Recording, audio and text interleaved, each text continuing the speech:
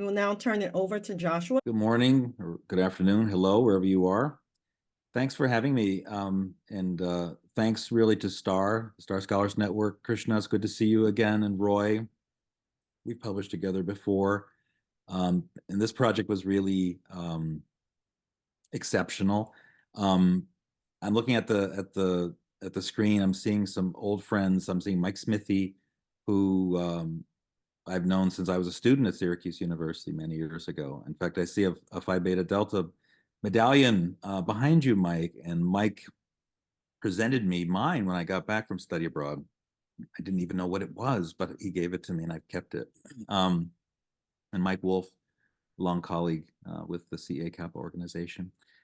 And of course, Tom Millington. So Tom approached me about joining this project, and I echo the others.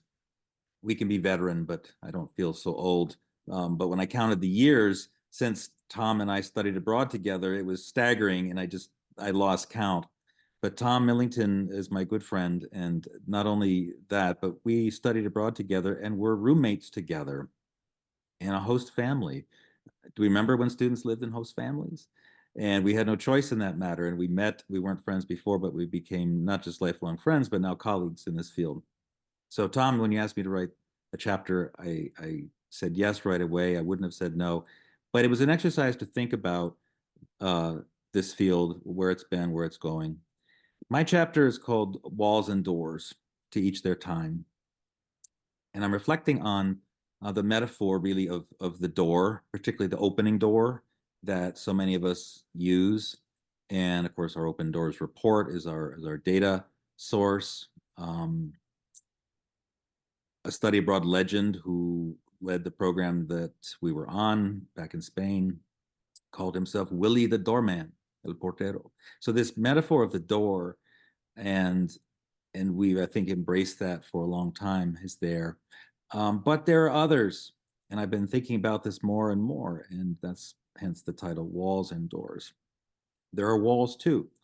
There are literal border walls.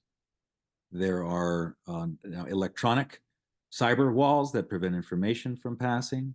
And of course, there are walls of legislatures that are scaled by extremists, and there are walls really of ignorance around us. So it's not just doors that we're facing, but it's walls.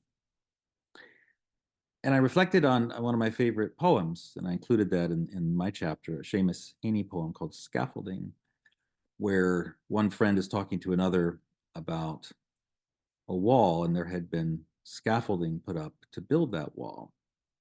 And I thought that was a nice comparison to our work. The wall endures. The scaffolding need not endure, but what matters is that the wall endures. That's a good use of the wall metaphor.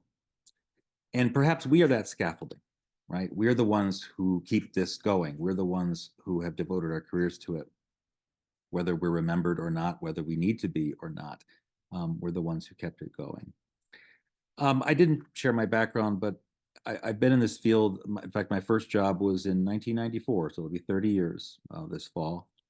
I'm now the senior international officer at SUNY Oswego in upstate New York. I worked at Syracuse University a few years before that.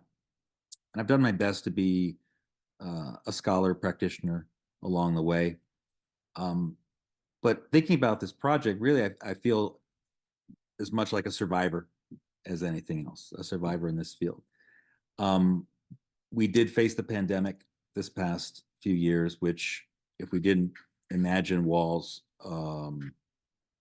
before, literally being told by your government that you cannot travel, I guess that's a pretty big wall, right? But in reality, before that, we faced financial crises, we faced wars, 9/11 in the United States and the subsequent wars, going back to my undergrad days, Pan Am Flight 103, which was a seminal moment in our field.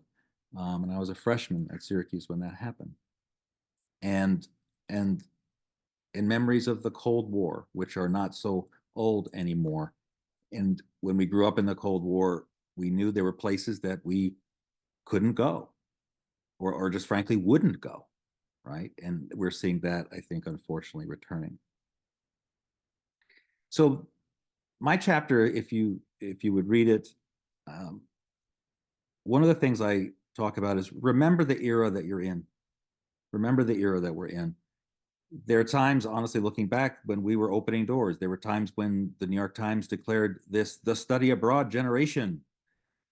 And now there are times when I think, do students even understand what this endeavor is? We have to re-explain it to them. We have to, yes, talk about its value, but also talk about it's fun, and it's something you can do. And yes, you can take your selfies and post your videos on Instagram and TikTok, but you're going to be somewhere doing that. You're not just going to be doing it in front of a green screen.